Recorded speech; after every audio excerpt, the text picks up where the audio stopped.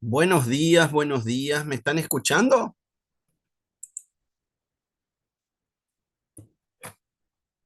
Buen día, doctor. Sí, yo te escucho. Bu- Bueno, ante todo quiero pedirles disculpas por el atraso.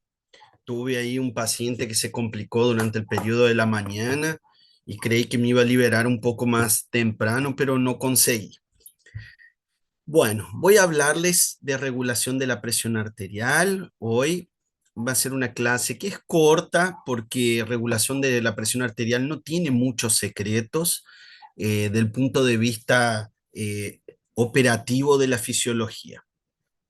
Bueno, ¿qué regula la presión arterial? Entonces, nosotros tenemos que entender que nuestro sistema de presión arterial, él está regulado por varios procesos. Estos procesos de regulación de presión arterial pueden darse por regulación propiamente nerviosa de la circulación, en el cual el sistema simpático y parasimpático tienen diferentes acciones y algunos reflejos que nosotros también tenemos a nivel específico de nervios periféricos que nos permiten mantener un cierto grado de tono vascular y esto nos permite optimizar. Pero lo que tenemos que entender que la presión arterial, ella tiene que ser estable para mantener una perfusión a los órganos. Y cuando nosotros nos referimos a una perfusión orgánica específica en ese contexto, tenemos que entender que esta perfusión orgánica tiene que estar vinculada a mantener una estabilidad en el flujo circulatorio. Entonces, la regulación de la presión arterial no es más que uno de los mecanismos de regulación del flujo a los órganos periféricos. Entonces, cuando nosotros hablamos de una regulación nerviosa de la presión arterial, estamos hablando de factores que van a permitir tener una buena perfusión tisular. ¿Y cuáles son? La redistribución de flujo en las diferentes áreas del cuerpo, causando vasodilatación o vasoconstricción, un aumento del bombeo de la actividad del corazón, el control rápido de la presión arterial y vamos a decir que esto se da principalmente por nuestro sistema autónomo y preferencialmente por el sistema nervioso autónomo simpático.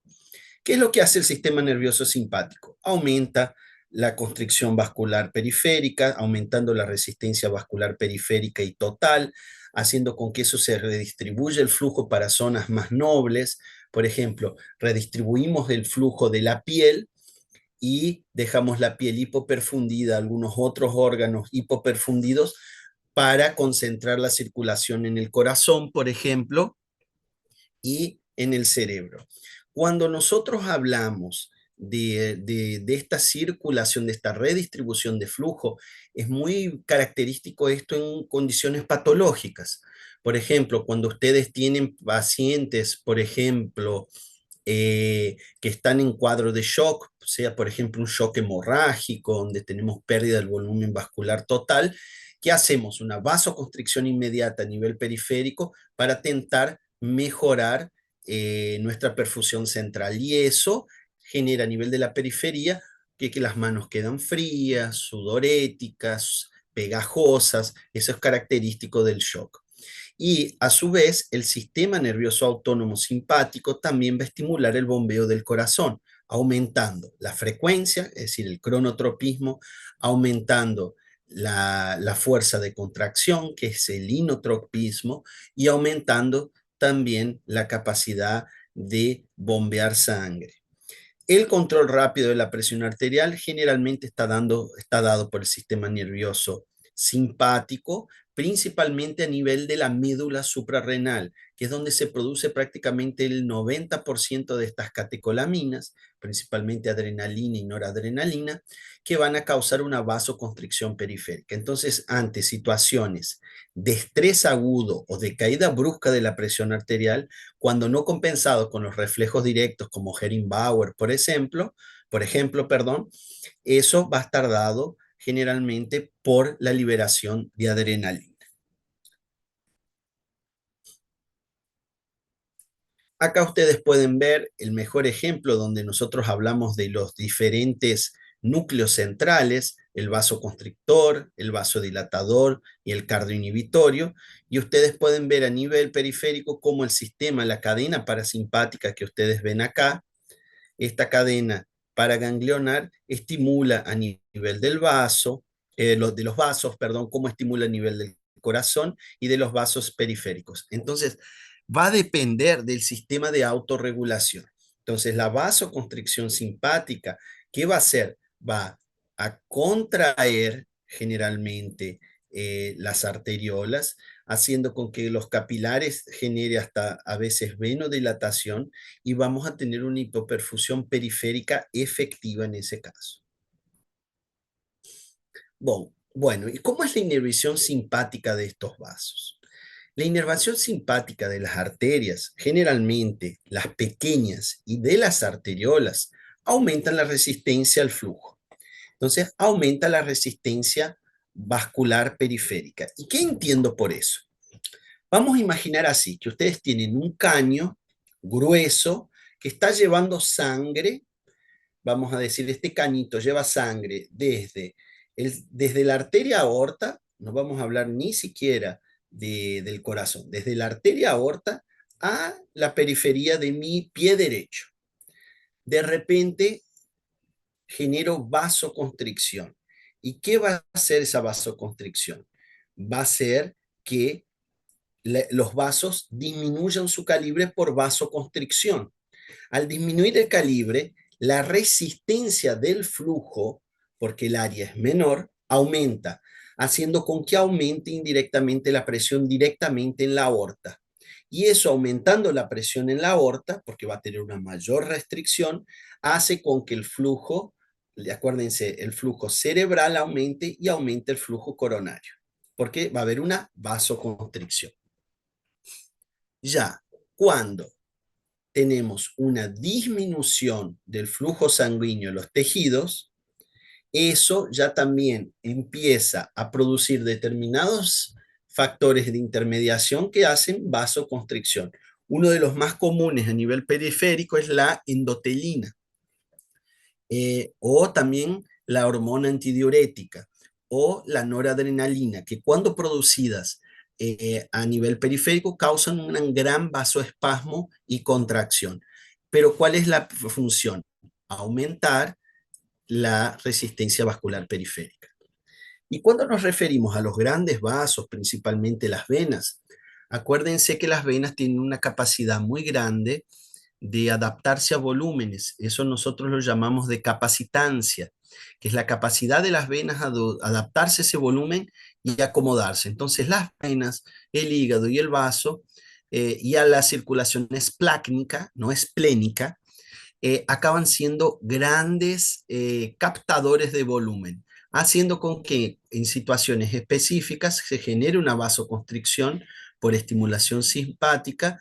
Esto disminuye el volumen de los vasos y al disminuir el volumen de las venas, ¿qué pasa? Esa sangre es eyectada hacia el sistema venoso de la vena cava inferior y llega con mayor cantidad de volumen. Es como si nosotros hiciéramos una autotransfusión, pero esa sangre queda guardada en esa circulación o circula más lento por ahí. Y a partir de eso tiene ese proceso de de vasoconstricción, perdón, haciendo con que nuestro sistema circulatorio periférico aumente el volumen hasta que se compense la presión arterial.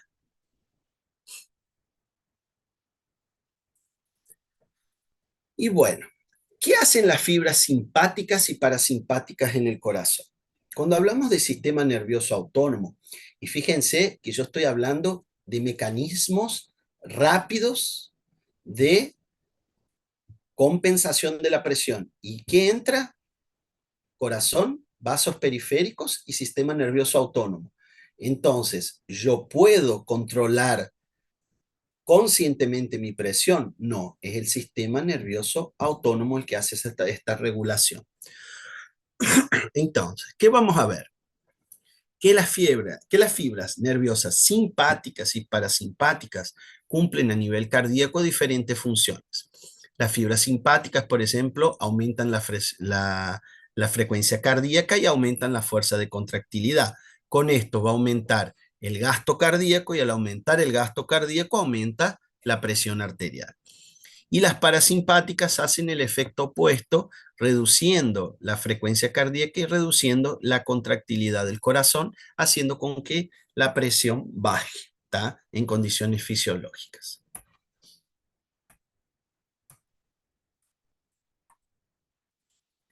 La constricción parcial de los vasos sanguíneos está producida normalmente por un tono vasoconstrictor simpático. ¿Y qué es el tono vasoconstrictor simpático? Vamos a entender así. Nosotros tenemos un estado de semicontracción permanente a nivel de nuestros vasos. Quiere decir que el vaso no está ni extremadamente relajado ni extremadamente contraído. Quiere decir que él está autorregulado. Y ese tono vasoconstrictor es lo que permite que nosotros regulemos la presión y tengamos una presión arterial media estable. ¿Y por qué está dado eso? Por una descarga lenta y persistente de catecolaminas, ¿tá? Principalmente la noradrenalina y la adrenalina, que son las que van a, vamos a decir así, en un tiempo determinado ir liberándose progresivamente. Nosotros sabemos aproximadamente que la frecuencia es de medio, vamos a decir, a 2 impulsos por segundo. Quiere decir que cada medio segundo, quiere decir que es una frecuencia de entre medio de 0,5 a 2 impulsos liberadores por segundo. Eso nos permite que nosotros tengamos un tono permanente. ¿Y de qué sirve saber el tono de vasoconstricción simpática? Que en, por ejemplo, determinadas enfermedades puede estar alterado, ¿tá? Causando problemas. O, por ejemplo, como uso de los inhibidores de las monoaminoxidasas, que son remedios que nosotros usamos para la depresión, para aumentar los niveles de catecolaminas y eso, sacar el paciente de la depresión, pueden causar hipertensión arterial o están contraindicados en casos de desregulación del sistema autoinmune. Ya el tono vascular, ese estado de contracción parcial, es de origen neurológico, autónomo y nos permite regular y estabilizar.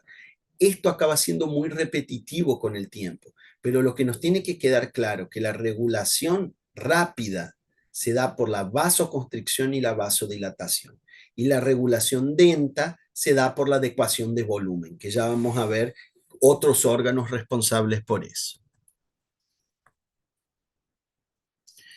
Bueno, ¿qué factores determinan la presión arterial? En sí, los factores que determinan la presión arterial son gasto cardíaco y resistencia vascular periférica.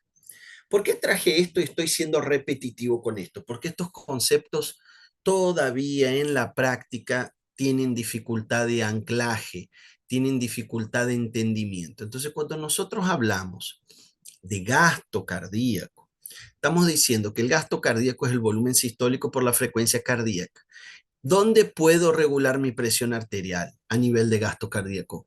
O aumento mi volumen sistólico, disminuyo mi volumen sistólico, o aumento mi frecuencia cardíaca, disminuyo mi frecuencia cardíaca. ¿Tá? Ah, pero ¿cómo funciona eso? Siempre que aumente el volumen sistólico, aumenta la presión. Siempre que aumente la frecuencia cardíaca, aumenta la presión. Ahora, fíjense, ¿cómo puedo aumentar mi volumen sistólico? ¿De qué dependía mi volumen sistólico? Mi volumen sistólico dependía de la fuerza de contracción y de mi fracción de eyección, porque el volumen sistólico es la diferencia de mi volumen de fin de diástole con mi volumen de fin de sístole. La diferencia de todo el volumen que tenía el corazón lleno al volumen restante del corazón que ya eyectó, la diferencia es mi fracción de eyección, que era 65%, y yo hacía un cálculo ahí que eyectaba aproximadamente 90 a 85 ml en cada contracción. Entonces, si, por ejemplo, yo no tengo fuerza de contracción o mi precarga está disminuida, mi volumen sistólico disminuye, mi presión arterial disminuye. Si tengo una frecuencia cardíaca muy baja, va a bajar mi presión arterial.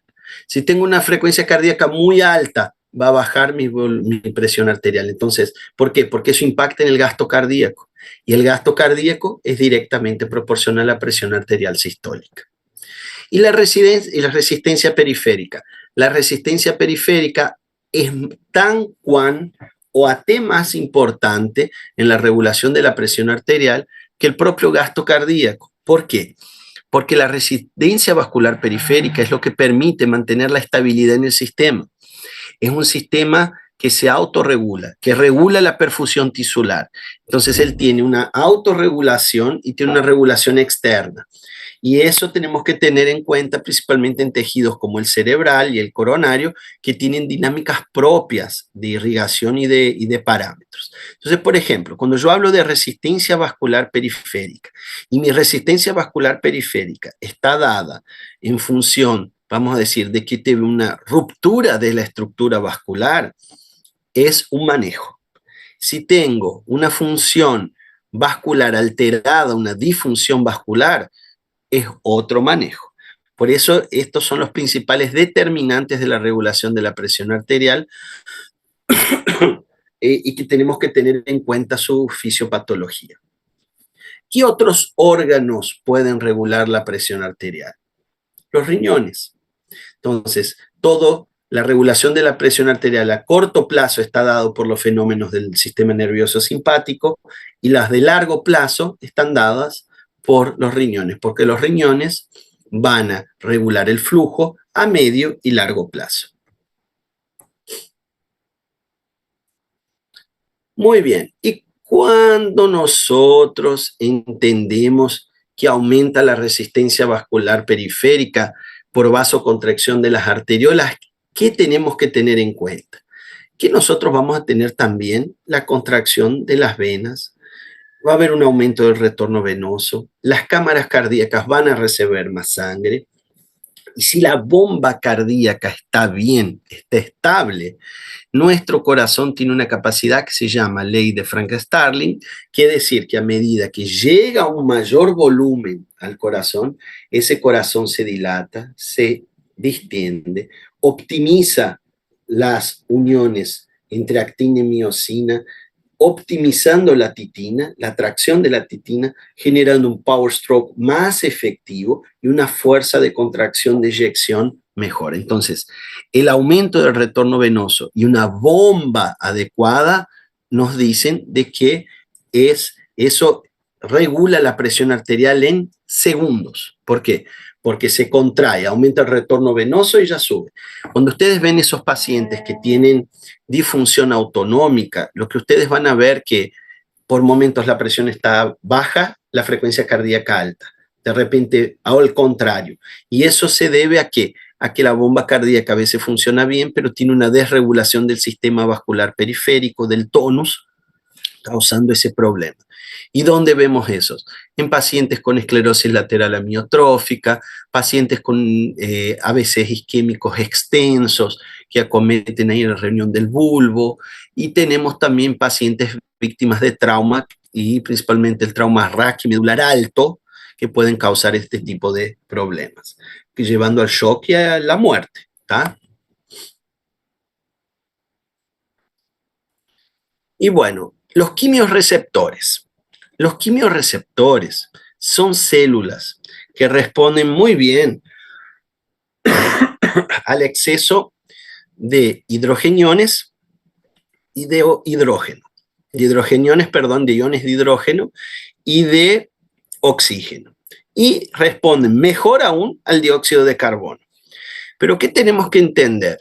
Que siempre que la presión arterial cae por abajo de 80, hay una hipoperfusión periférica. Esa hipoperfusión periférica hace con que los receptores de glomos carotídeos identifiquen esas alteraciones, diciendo, opa, está cayendo la presión, por lo tanto, tengo que mejorar mi perfusión. Y a su vez, de nuevo, recibe información de estos quimiorreceptores. Si ven los quimiorreceptores que faltan oxígenos, o aumentó el dióxido de carbono, o cayó el pH por aumento de los hidrogeniones, disparan una serie de reflejos para mejorar la perfusión, que a principio son benéficos siempre, porque aumentan la presión, pero a largo plazo pueden no serlo porque pueden empeorar el estatus clínico del paciente.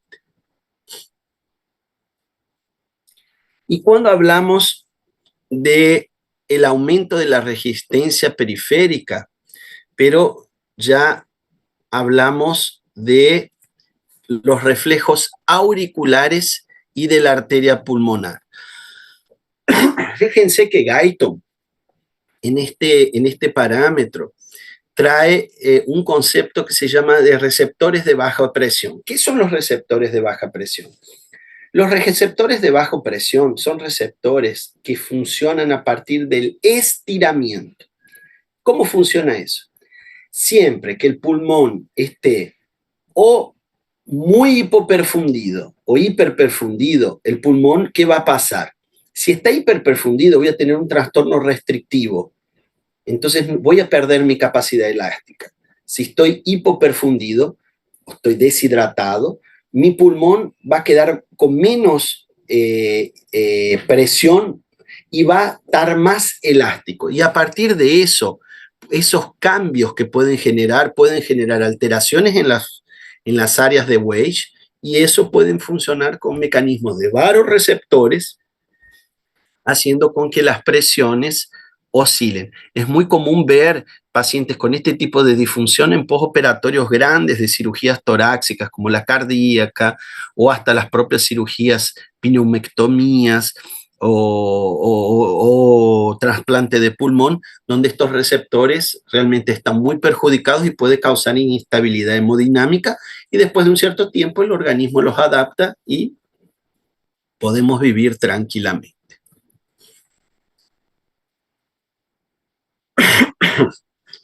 Bueno, el reflejo también auricular importante es un péptido que se llama péptido natriurético atrial.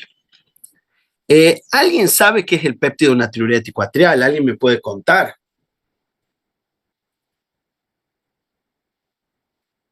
¿Quién se anima? Estoy esperando.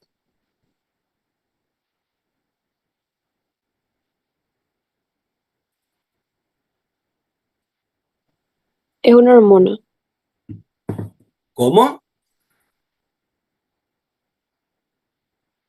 ¿Alguien se anima a explicarme qué es el péptido natriurético atrial?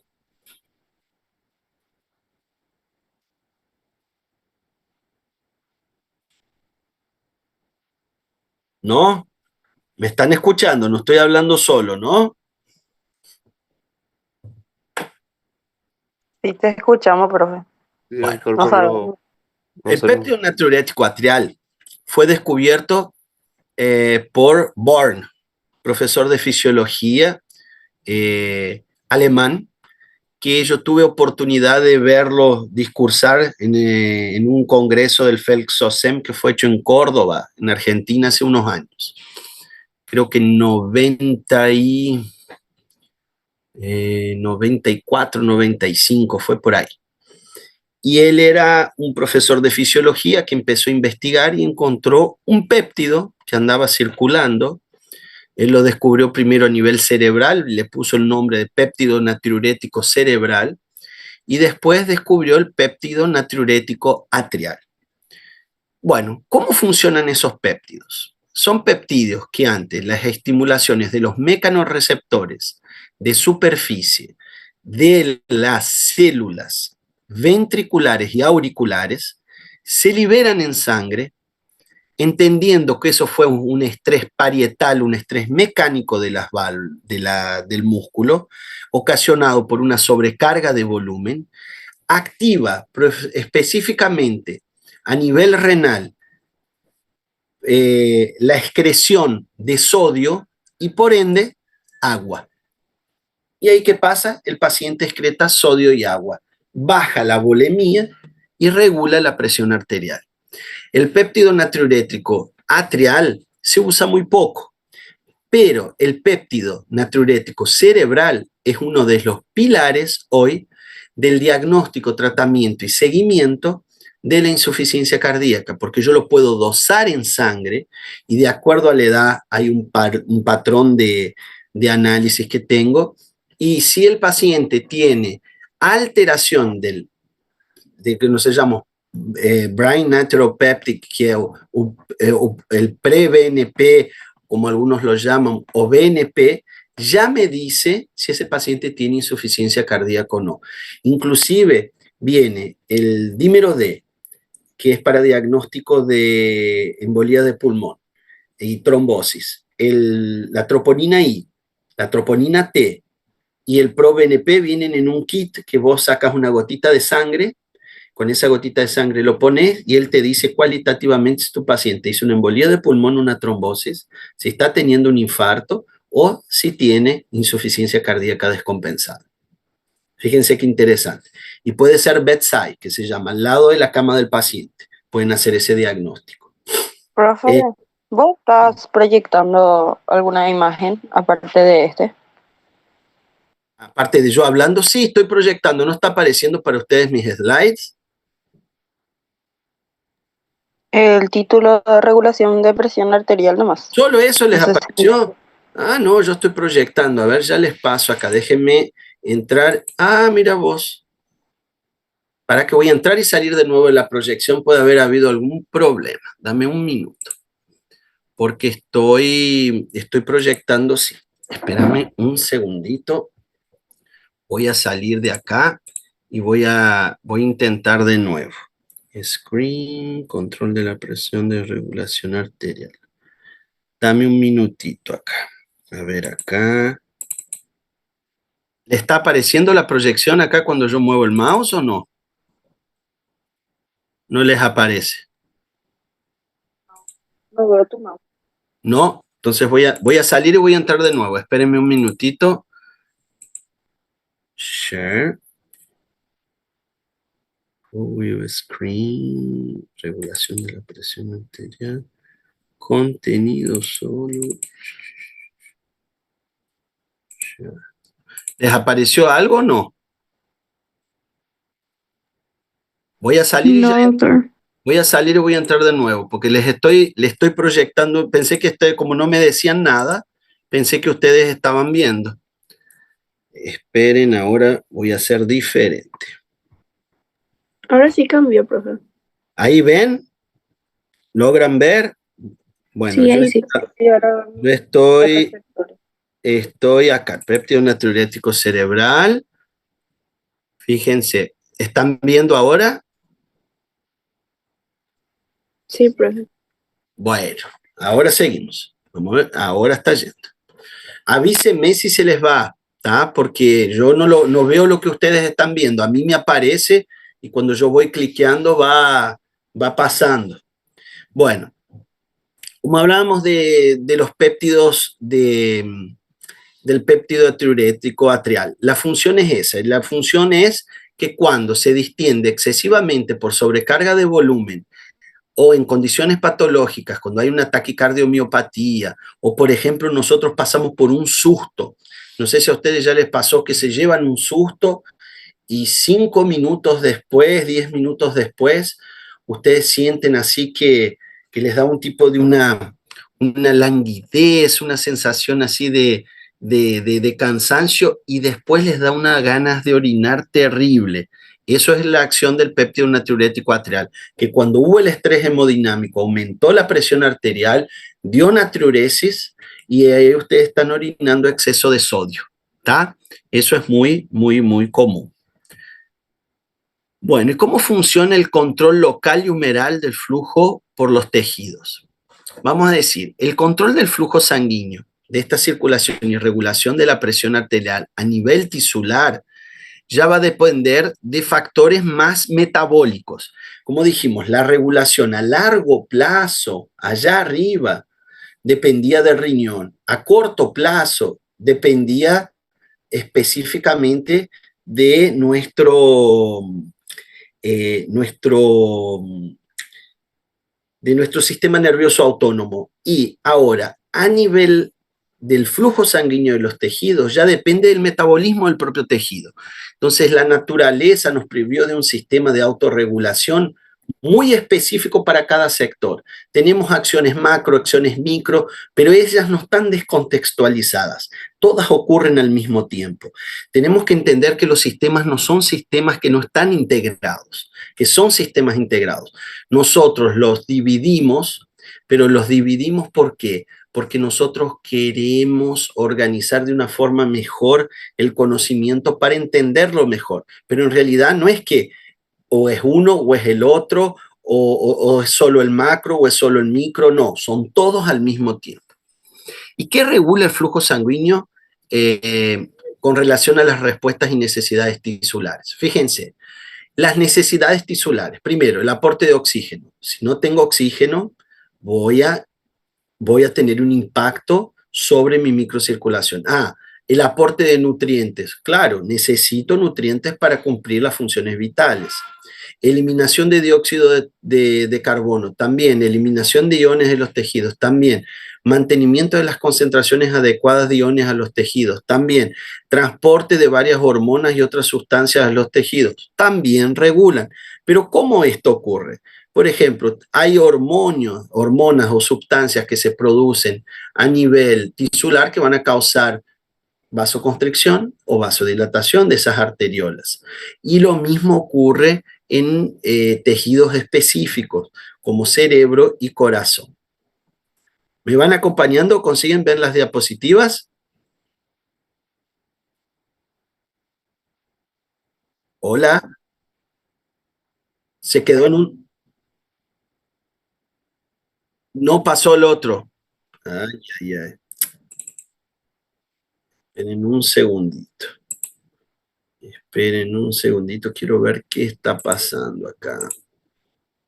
Share. Traer de nuevo.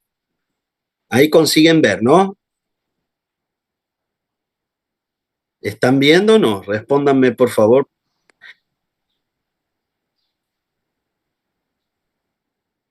Aquí vos, este lo están viendo.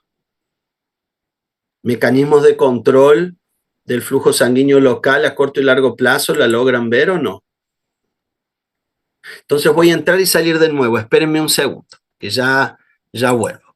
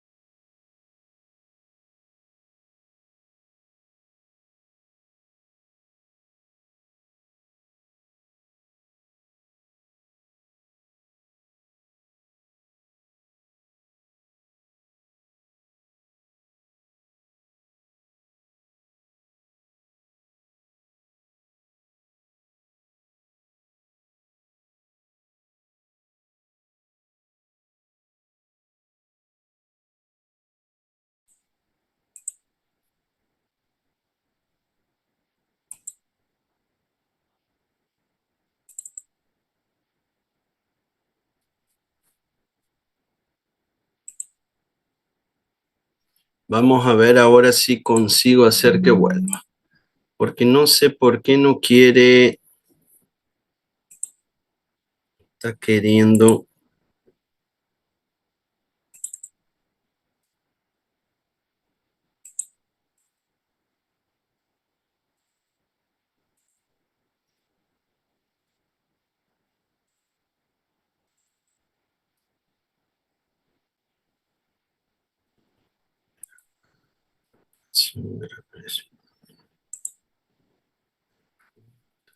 No consiguen ver todavía, ¿no? Ahora se ve una diapo que dice, funciona la circulación. Solamente eso. Y cuando paso no sigue. No, No sé qué le está pasando a esto, pero bueno, vamos a ver acá. ¿Y ahora logran ver algo o no? Ahora sí, profe. ¿Cómo Ahora sí, cambió se ve? perfecto.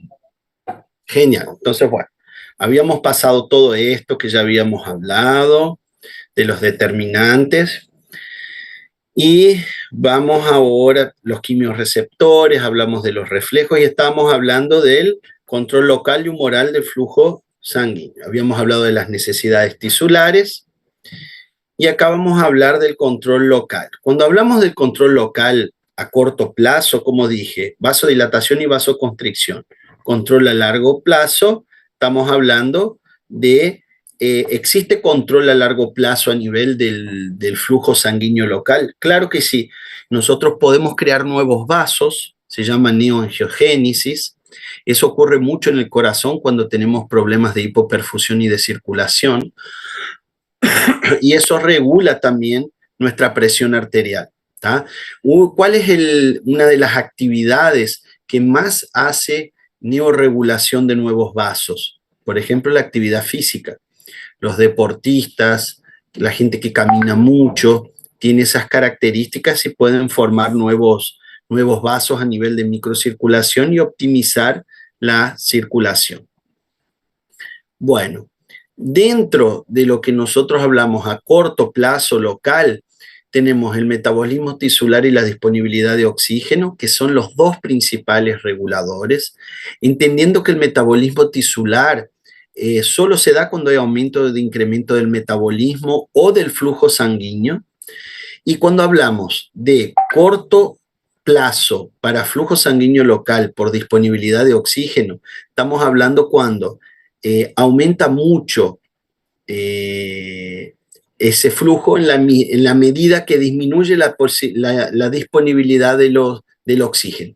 Un ejemplo claro son esos pacientes que mueren por intoxicación por monóxido de carbono y tienen la piel extremadamente roja, rosada. ¿Y por qué se da eso? Porque ellos tienen hipoxemia, pero generan una gran vasodilatación periférica, entendiendo que falta oxígeno, pero no entienden por qué está lleno de dióxido de carbono y eso crea un círculo vicioso que acaba llevando al paciente a óbito por asfixia, pero asfixia tisular.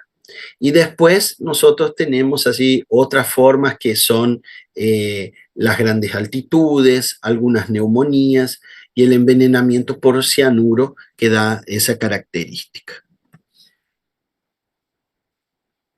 ¿Cambió la diapositiva, chicos?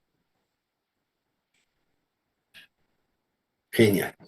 Bueno, la regulación a largo plazo del flujo sanguíneo consigue una regulación mucho más completa o más específica, especialmente cuando cambian las demandas del tejido a largo plazo, días, horas, semanas. ¿Y cómo funciona esa regulación del flujo sanguíneo y de la presión arterial? No tenemos que entender que la presión arterial regula el sistema macro y el flujo sanguíneo regula el fenómeno micro, pero que están los dos interligados.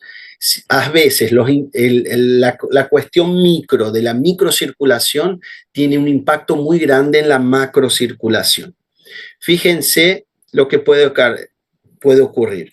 Acá ustedes están viendo lo que nosotros llamamos de angioedema. ¿Qué es el angioedema? O angiogenia. Es cuando se aumenta el metabolismo de un tejido durante un periodo de tiempo prolongado.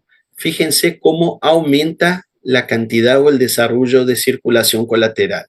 Antes, para determinados puntos, tenían un área mayor de irrigación por menor cantidad de capilares. Y después, a medida que ustedes estimulan, ¿cómo corre eso?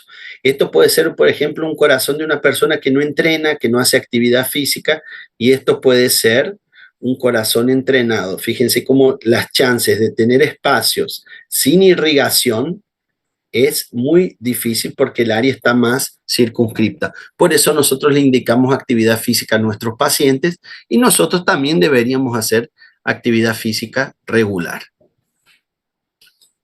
Y con relación al control humoral de la circulación, yo no me voy a detener mucho, pero quiero que se acuerden de estos fármacos, que son fármacos vasoconstrictores. En realidad, disculpen la palabra, me equivoqué, yo no dije la palabra fármaco porque son en realidad las sustancias que nosotros vamos a transformar en fármacos para tratar nuestras insuficiencias circulatorias, que son la noradrenalina y la adrenalina, la angiotensina y la vasopresina. Hoy en día en terapia intensiva nosotros usamos adrenalina, noradrenalina y vasopresina. Angiotensina no, porque es muy difícil después de autorregularla a corto plazo, a largo plazo, y acuérdense, estas sustancias son muy vasoconstrictoras. Y las sustancias vasodilatadoras como la bradicinina, la histamina y el óxido nítrico. ¿tá? El óxido nítrico hoy tiene un tratamiento específico que se utiliza para bajar presión de arteria pulmonar. Y bueno, los sistemas integrados que regulan la presión arterial. Fíjense qué resumen interesante este. Acción rápida, segundos o minutos, varoreceptores, mecanismos de isquemia en el sistema nervioso central y quimiorreceptores. Eso es segundos, minutos. Acción intermediaria, renina-angiotensina, eje renina-angiotensina, quiere decir que voy a estimular la producción de angiotensina 1 y 2 para aumentar el efecto vasoconstrictor en los tejidos, la relajación de la vasculatura y la extravasación de líquidos a través de paredes. ¿Y cuáles son los mecanismos a largo plazo? Control renal de volumen y presión y secreción de aldosterona. ¿tá? A partir de esto, nosotros regulamos nuestra presión arterial. Fíjense que esto resume muy bien todo lo que nosotros venimos hablando. ¿Dudas? ¿Preguntas?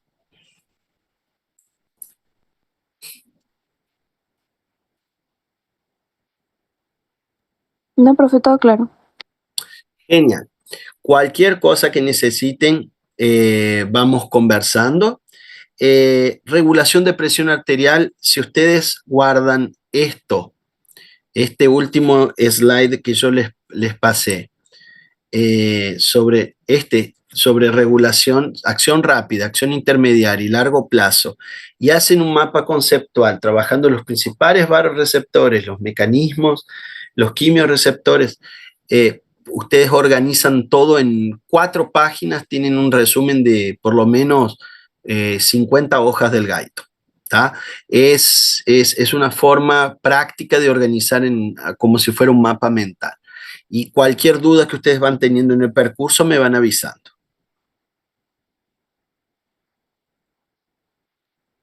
Gracias, profe. Genial. Más una vez, disculpas por el atraso y un gran abrazo a todos. Ya nos vemos pronto para conversar personalmente sobre las actividades de Cardiofisio. Un grande abrazo. Chao, chao. Chao, profe. Chao, chao. Chao, gracias.